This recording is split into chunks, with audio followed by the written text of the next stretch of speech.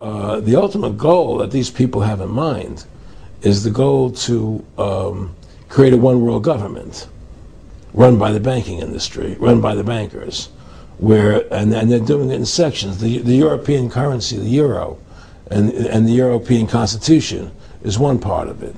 Now they're trying to do it in America with the North American Union, right? And they want to create a new currency called the Amero, right?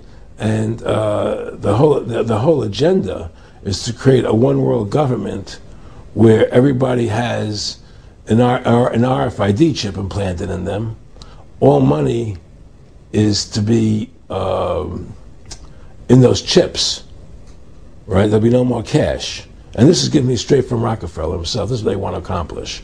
And all money will be in your chips. And so instead of having cash, anytime you have money in your chip, they can take out whatever they want to take out whenever they want to. If they say you owe us this much money in taxes, they just deduct it out of your chip digitally. Total control. Total control. And if you're like me or you, and you're protesting what they're doing, they can just turn off your chip. And you have nothing. You can't buy food. You can't do anything. It's total control of the people. And that chip's connected to a database that has your purchasing records, what you do, what everything, you sell. Everything is in there, you know? And so they want a one-world government controlled by them, everybody being chipped, all your money in those chips, and they control the chips, and they control people. And you become a slave. You become a serf to these people. That's their goal. That's their intentions. Eric, can you be specific about when you met Rockefeller, how it happened in these discussions?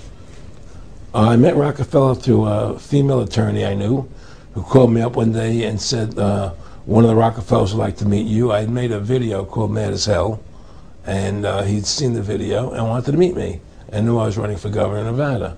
So sure, I'd love to meet him. And I met him, and I liked him, and he was a very, very smart man. And we used to talk and share ideas and thoughts. And he's the one who told me 11 months before 9/11 ever happened that there was going to be an event. Never told me what the event was going to be, but there was going to be an event. And out of that event, we were going to invade Afghanistan to run pipelines from the Caspian Sea. We were going to invade Iraq, you know, to take over the oil fields, establish a base in the Middle East, and make it all part of the New World Order. And we'd go after Chavez in Venezuela. And sure enough, later, 9/11 happened. And I remember he was telling me how how you're going to see soldiers looking in caves for people in Afghanistan and Pakistan and all these places. And there's going to be this war on terror, which there's no real enemy. And the whole thing is a giant hoax, you know, but it's a way for the government to take over the American people. He told you it was going to be a hoax. Oh, yeah. Oh, yeah. There's no question. He says, there's going to be war on terror. And he's just laughing. There's no... Who are we fighting? I mean, why do you think 9/11 happened and then nothing's happened since then? Do you think that our security is so great here that these people who pulled off 9/11, who were able to, can't knock down another plane? Come on, it's ridiculous. 9/11 was done by people in our own government and our own banking system to perpetuate the fear of the American people into subordinating themselves to anything the government wants them to do. That's what it's about, and to create this war, this endless war on terror. And that's why and that was the first lie. And the next lie was going into Iraq, you know, to get Saddam Hussein out with his weapons of mass destruction. That was the next lie. Now, specifically, this was a little over 6 years ago. This was 11 months before 9/11. Yeah. And Nick Rockefeller, who's a lawyer, he's become your friend over the previous years, and he's saying to you that there's going to be this big event, and then out of that we're going to have a war on terror, and it's just going to go on and on. Right. An endless war on terror without any real enemy. That you can never, so you can never define a winner. And did he say that it's going to be perfect because you can't define an enemy? It just goes on and on? Yeah, because you can't define a winner.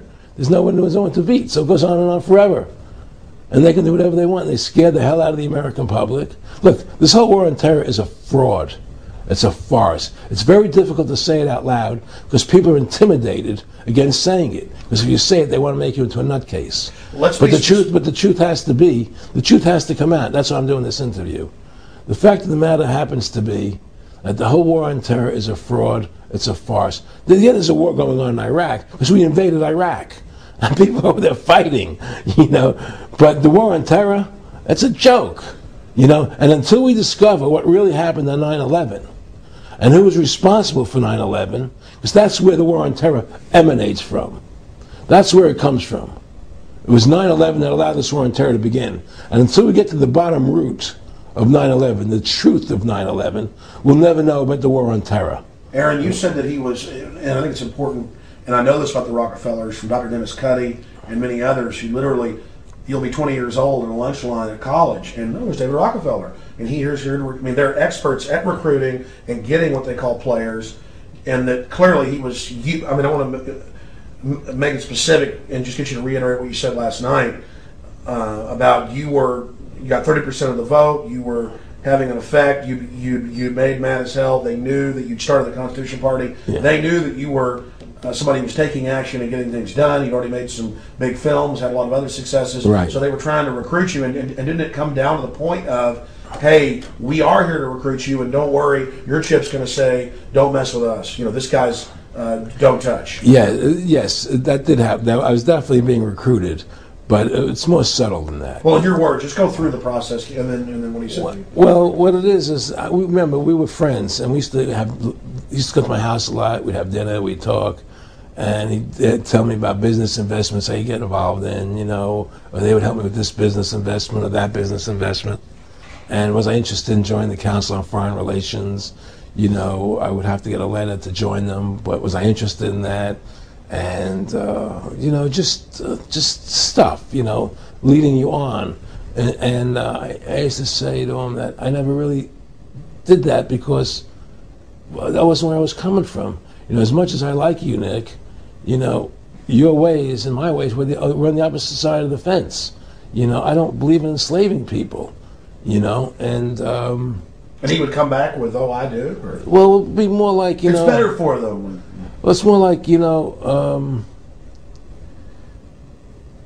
how do I put it? It was like,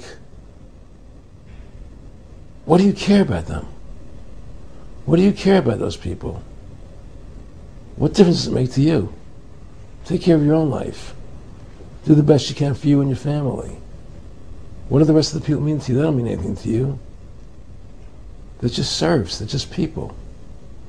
It was just a lack of caring, and that's just not who I was. It was just sort of like cold, it was just like cold, and I used to say to him, what's the point of all this? You have all the money in the world you need, you have all the power you need, what's the point? What's the end goal? And he said the end goal is to get everybody chipped, to control the whole society, to have the bankers, the elite people, the bankers and some governor controlling the world. And I said, all the people in the Council on Foreign Relations believe this way you do? He said, no. Most of them believe they're doing the right thing. A lot of them believe it's better off being socialistic. We have to convince people that socialism is really capitalism. Because America's becoming a socialist country. It's a communist country today. Well, one of the things they told me was that he was at the house one night, and he would talk, and he started laughing. He said, "Aaron, what do you think women's liberation was about?" And I said, I had pretty conventional thinking about it at that point. I said, I think it's about women having the right to work, getting equal pay with men, just like they won the right to vote, And he started to laugh. He said, "You're an idiot." And I said, "Why am I an idiot?" He said, let me tell you what that was about. We, the Rockefellers, funded that. We funded women's lib, And we're the ones who got all over the newspapers and television, the Rockefeller Foundation. He says, and you want to know why? He said, there were two primary reasons. And one reason was we couldn't tax half the population before women's lib.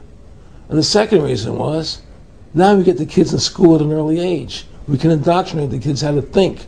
It breaks up the family. The kids start looking at the state as the family, as the school, as the officials, as their family, not as the parents teaching them. And so those are the two primary reasons for women's lib, which I thought up to that point was a noble thing. You know, when I saw their intentions behind it, where they were coming from when they created it, the thought of it, I saw the evil behind what I thought was a noble venture.